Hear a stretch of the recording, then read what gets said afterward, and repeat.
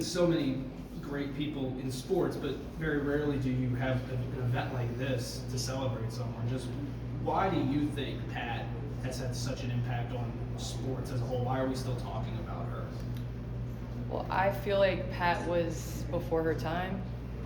A lot of the lessons that I think the world are learning right now in regards of women and leadership and,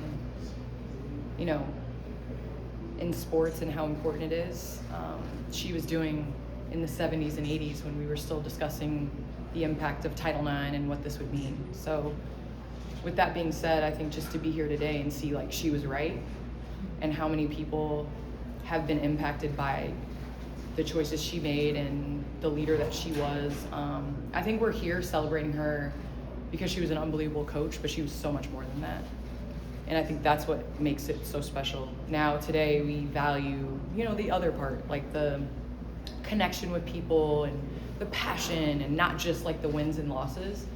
And I think we were doing that with Coach a long time ago. So to be here today and like to be able to tell stories and talk about her impact, I'm sure we're going to talk about a bunch of wins and things like that. But it's like the other stuff, the intangibles that Coach had that I'm most excited about. Andrea was just talking about how close you guys all are, and you guys had separate rooms, but they're all in your room hanging out for the show. Just what does it mean to be here with these women in particular and have kind of a more intimate setting than maybe a formal interview? Yeah, I think it's something to put on a Lady Vol uniform, and you're a part of a really special crew. I think we've all done our jobs of staying in touch and being for others what we need and what Coach was for us for so long. I think there was when Coach passed away, it was a little bit of like, because she held it together. So it was a little bit of like finding ourselves, finding our footing, but like we've done that by continuing to stay in touch, continuing to have our phones open and our doors open, and it's a great reunion whenever we're able to get back together, to be honest with you. So it's an honor for me, honestly, to like be here with everyone and to be able to share this. Talk about who Pat was to you. Other than a coach, how would you describe who she was and how impactful she was on your life? Coach Summit was like a second mom to me, honestly. I can remember like my knees shaking when I was pregnant with my daughter and like worried about how she was gonna take it with my career. And I told her and she was so excited, and the next day I wake up and there's a Tennessee stroller and a cheerleading outfit and football like uniform and like all this stuff and on my doorstep. And so she was that second mom to me, and I think in some ways she's still teaching me lessons today. And so we all try to make Pat proud, and I think we're doing that today, and I think we're continuing to do that with like the lessons that we're learning, not as hard-headed 18 to 22 year olds, but the finished product of almost 40 years old now. So it's special. Why do you feel it's important that the Pat Summit stories never stop, that they just continue to be told? Again, there's nobody like her. There's nobody that was able to have the foresight. There's nobody that had the work ethic that matched her expectation of you. There's nobody that has raised the bar for women's basketball like Coach. There's a lot of like, do as I say, not as I do, and Coach Summit was like, she was doing it years before everybody else is doing it now. And so, I think it's just important for us to continue to honor that, to not let her legacy die, because I think that where women's basketball is now is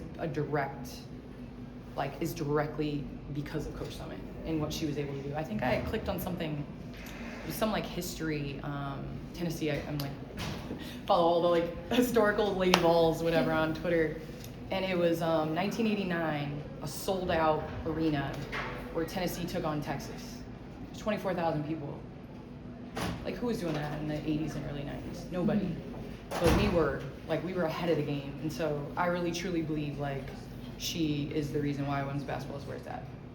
You kind of touched on it with, how you're still learning lessons from her, but just as you've gone through different phases of your life, having more kids, retiring, just how do you feel like you've seen her impact on you through a different lens, or has it hit you in different ways as you go through these different phases? I hear Coach Summit all the time when I'm doing 50 million things and 50 million jobs. I'm reminded to like be where I'm at, and I think she mastered that. I felt like the most important person in the world when she was with me, and I'm sure Tyler felt like the most important person when she was with him at dinner.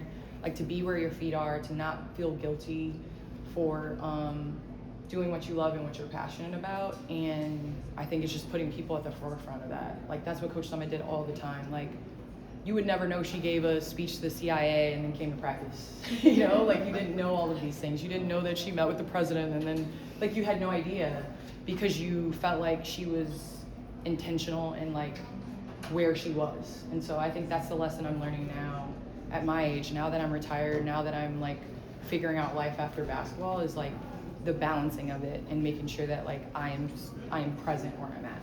Looking back to your recruiting process, what do you remember about what Pat did to make you feel like Tennessee and playing for her was the right choice? Well, first, there's a lot of coaches I feel like basketball is important. Yes, basketball is really important here, and I'm not gonna lie, I came to play on one of the biggest stages in college in front of a packed house, and you're like the Beatles on the road, so like that had its, you know, part. But Coach Summit, just in terms of being able to see someone that I wanted to be like, I always wanted to be a mom, I always wanted to be in a leadership position, and to have somebody that like gave me a front row seat to what that looks like, how you have to handle yourself, how you have to conduct business, and how you view yourself. And it's not a bad thing to like believe in yourself and have confidence. And at that time, I think a lot of young ladies were told to shrink themselves, and Coach Summit was like, no, you double down and you believe that you can do it. And so that's why I came to Tennessee, is to like be a part of a family and have a legacy, not die after 4 years, you know, to be a part of my life forever. Hey guys, we got one more. Okay. Last question. You're super involved in the broadcast world, obviously, just as women's basketball continues to explode and gain more popularity, just how much of it is a responsibility and also an honor to make sure that, you know, Pat's impact is still recognized, and that the history of all the other coaches as well, like, doesn't get lost? I think it's doing your research, doing your history, not forgetting those that have had a hand in the game, not forgetting Jody Conrad and how much she's meant to the game of basketball. Nell Fortner. I mean, we could go down the list of people that have been influential, Van Chancellor. So like, just remembering all the coaches that were a part of the game, Doug Bruno, before, you know, the viewership, before the dollars, before NIL, before all of that stuff, and making sure that we're continuing to tell that story, along with the new people that are coming along that are benefiting from, you know, the foundation that those left. So, and Coach Summit definitely gave us a lot of lessons about those that came before us. So, perfect. Thank you.